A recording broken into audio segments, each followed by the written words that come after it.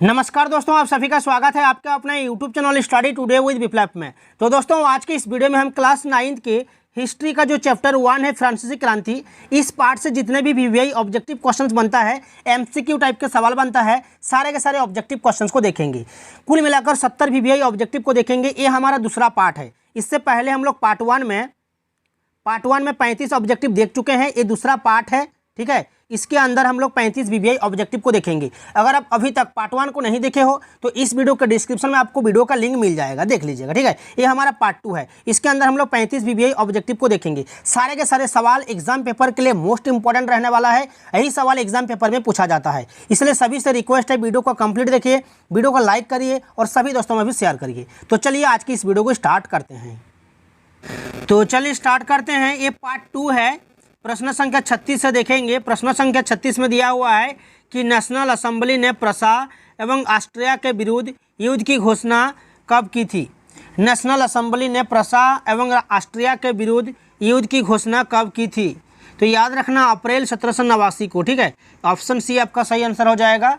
अप्रैल 1789 में national assembly ने प्रसा और ऑस्ट्रिया के विरुद्ध युद्ध की घोषणा के प्रस्ताव को मंजूरी दे दी थी। तो इस क्वेश्चन का सही आंसर हो जाएगा 1789। नेक्स्ट जो सवाल है प्रश्न संख्या 37 कि रजेट द लाइन द्वारा रचित मार्सिले किस देश का राष्ट्रगान है। मार्सिले किस देश का राष्ट्रगान है, तो ये फ्रांस का, ठीक है। ऑप्शन नंबर डी सही आंसर हो जाएगा, फ्रांस का राष्ट्रगान है। नेक्स्ट जो सवाल है कि जैकोबिन क्लब के सदस्य कौन थे। ऑप्शन में है छोटे दुकानदार, कारीगर, दिहाड़ी मजदूर, ऑप्शन डी में है सभी। तो इस क्वेश्चन का सही आंसर हो जाएगा सभी हो जाएगा। छोटे दुकानदार, कारीगर, दिहाड़ी मजदूर, ये सभी जो है जैकोबिन क्लब के सदस्य थे। नेक्स्ट जो सवाल है कि किस वर्ग ने गोदी कामगारों की तरह धारीदार लंबी पतलून पहनने का निर्णय किया था। किस वर्ग ने गोदी कामगारों की तरह धारीदार लंबी पतलून पहनने का निर्णय किया था। देखिए, जैकोबिनों के एक बड़े वर्ग ने गोदी में काम करने वाले श्रमिकों की तरह धारीदार लंबी पतलून पहनने का निर्णय किया था, ठीक है। तो इस क्वेश्चन का सही आंसर हो जाएगा जैकोबिन, ठीक है। जैकोबिन आपका सही आंसर हो जाएगा। नेक्स्ट जो सवाल है फ्रांस में ब्रीचेस यानी कि घुटन्ना कौन पहनते थे। कुलीन, पादरी, जैकोबिन या उपरोक्त सभी। तो कुलीन वर्ग के, ठीक है। ऑप्शन नंबर ए आपका सही आंसर हो जाएगा कुलीन। नेक्स्ट सवाल है कि कर्नवेट क्या था। धार्मिक जीवन को समर्पित समूह की इमारत, धार्मिक जीवन को समर्पित मैदान, राजनीतिक जीवन से संबंधित पुस्तक, इनमें से कोई नहीं। तो इस क्वेश्चन का सही आंसर हो जाएगा धार्मिक जीवन को समर्पित समूह की इमारत। ऑप्शन नंबर ए सही आंसर हो जाएगा। नेक्स्ट सवाल है कि 100 कुलात से आप क्या समझते हैं। 100 कुलात से आप क्या समझते हैं। जैकोबिनों को 100 कुलात के नाम से जाना जाता था। इसका शाब्दिक अर्थ होता है बिना घुटनने वाले। ऑप्शन सी में है 100 कुलात पुरुष लाल रंग की टोपी पहनते थे। तो ये सभी जो है सही है, ठीक है। ऑप्शन नंबर डी सही आंसर हो जाएगा सभी। नेक्स्ट सवाल है कि लुई 16वां को किस आरोप में 21 जनवरी 1793 ईस्वी को फांसी दे दी गई। हत्या, लूट, देशद्रोह या इनमें से कोई नहीं। देखिए, न्यायालय ने लुई 16वां को देशद्रोह के आरोप में मौत की सज़ा सुना दी। 21 जनवरी 1793 को प्लेस डी लॉ कॉनकॉर्ड में उसे सार्वजनिक रूप से फांसी पर लटका दिया गया, ठीक है। प्लेस डी लॉ कॉनकॉर्ड में उसे सार्वजनिक रूप से फांसी पर लटका दिया गया था। तो देशद्रोह के आरोप में, ठीक है। ऑप्शन नंबर सी आपका सही आंसर हो जाएगा। नेक्स्ट सवाल है कि फ्रांस के इतिहास में किस कालखंड को आतंक का युग के नाम से जानते हैं। फ्रांस के इतिहास में किस कालखंड को आतंक का युग के नाम से जानते हैं। याद रखना 1793 ईस्वी से 94 ईस्वी तक, ठीक है। ऑप्शन नंबर बी आपका सही आंसर हो जाएगा। इस कालखंड को आतंक का युग के नाम से जाना जाता है। ऑप्शन नंबर बी सही आंसर हो जाएगा 1793 ईस्वी से 94 ईस्वी तक।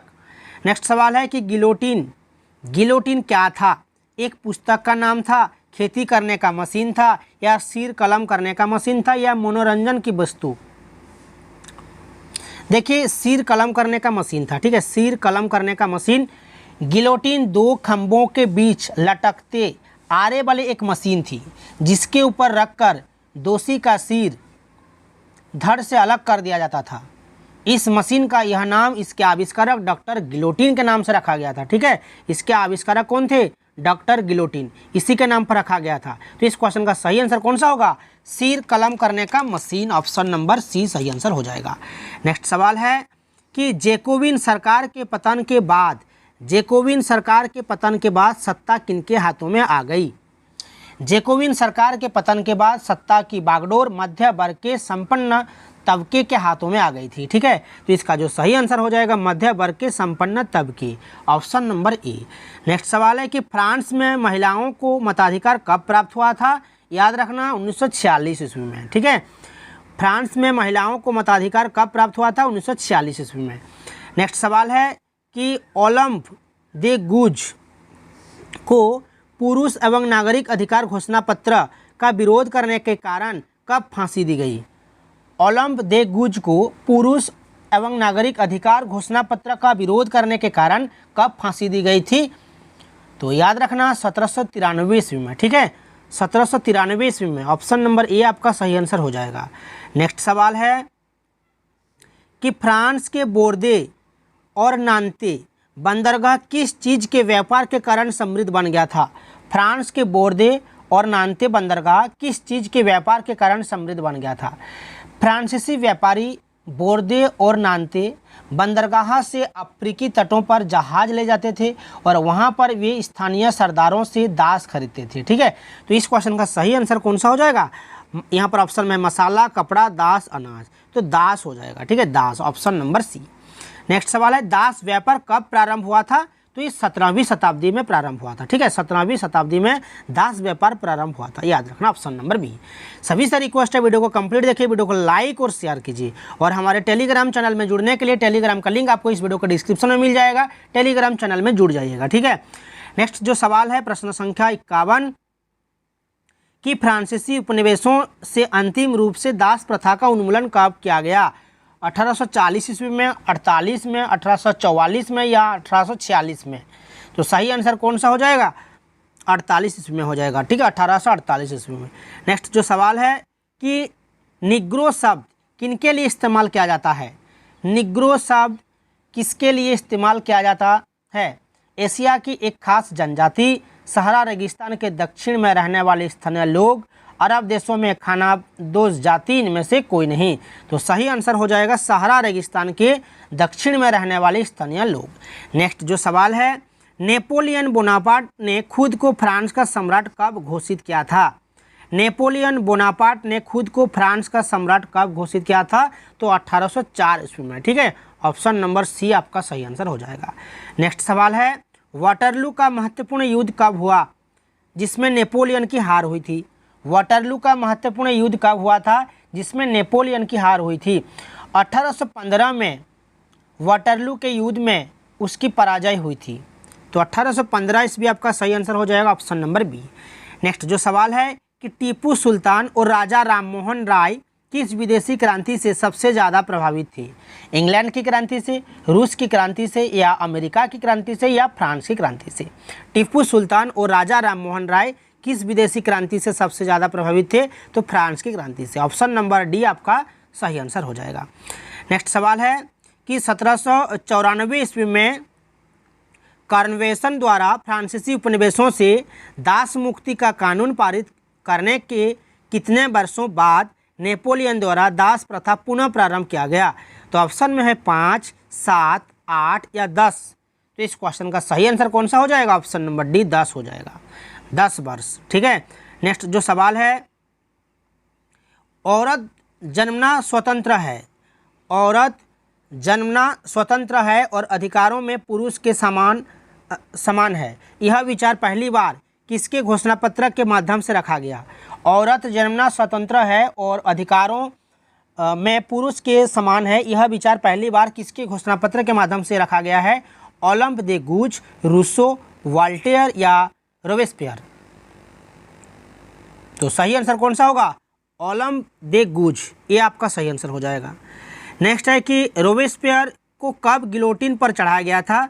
तो ये 1794 ईस्वी को, ठीक है, जुलाई 1794 ईस्वी को रोबेस्पियर को गिलोटिन पर चढ़ाया गया था। नेक्स्ट सवाल है, फ्रांस में डैनो वाली स्त्री किस चीज़ का मानवीय रूप थी? कानून, प्रशासन, शिक्षा, इनमें से कोई नहीं। तो इस क्वेश्चन का सही आंसर कौन सा होगा? कानून हो जाएगा, ऑप्शन नंबर ए। नेक्स्ट सवाल है दास स्वतंत्र होने के बाद किस प्रकार की टोपी पहनते थे?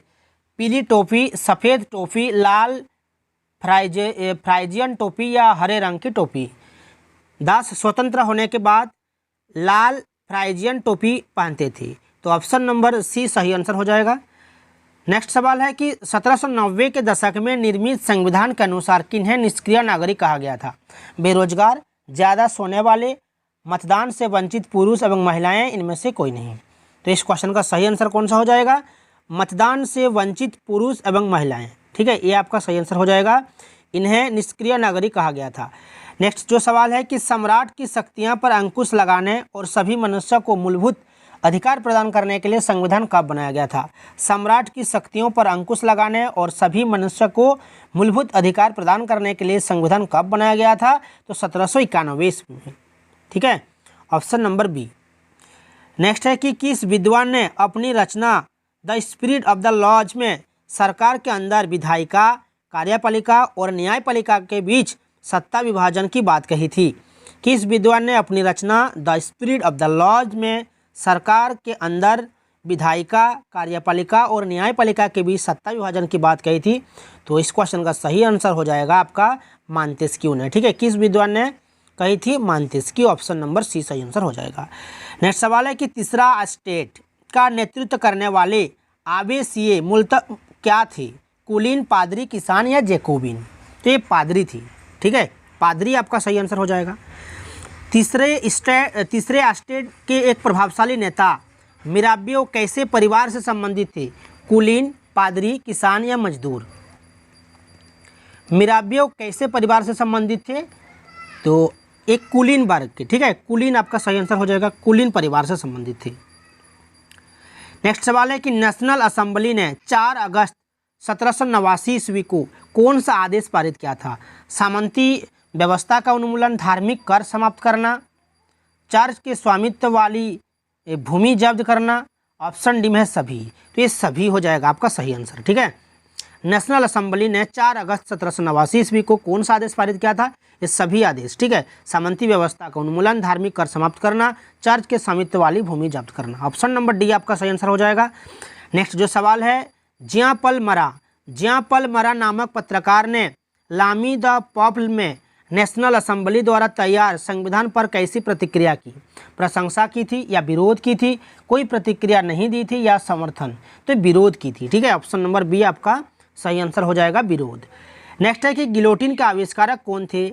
गिलोटिन के आविष्कारक कौन थे? डॉक्टर गिलोटिन, ठीक है, डॉक्टर गिलोटिन, ये आपका सही आंसर हो जाएगा। इसी के नाम पर रखा गया था गिलोटिन। समता रोटी क्या थी? समता रोटी सफ़ेद आटे से निर्मित रोटी, साबुत गेहूं से बनी बराबरी एक प्रतीक रोटी, सुंदर दिखने वाली रोटी या मीठी रोटी? इस क्वेश्चन का सही आंसर हो जाएगा साबुत गेहूं से बनी बराबरी का प्रतीक रोटी, ऑप्शन नंबर बी आपका सही आंसर हो जाएगा। लास्ट जो सवाल है कि क्रांति के समय महिलाओं के कितने क्लब अस्तित्व में आया था? 40, 50, 55 या 60?